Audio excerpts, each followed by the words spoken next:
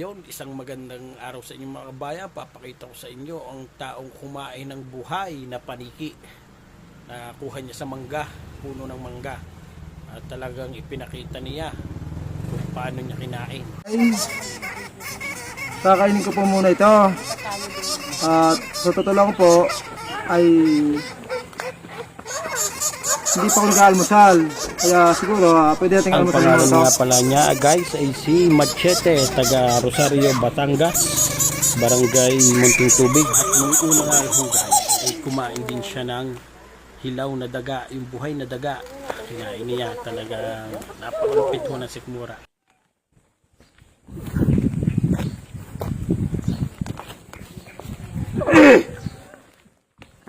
Yok, wala na. Ano ka kinakain iyan? Ang paniki. Kinain mo ang paniki? Oo.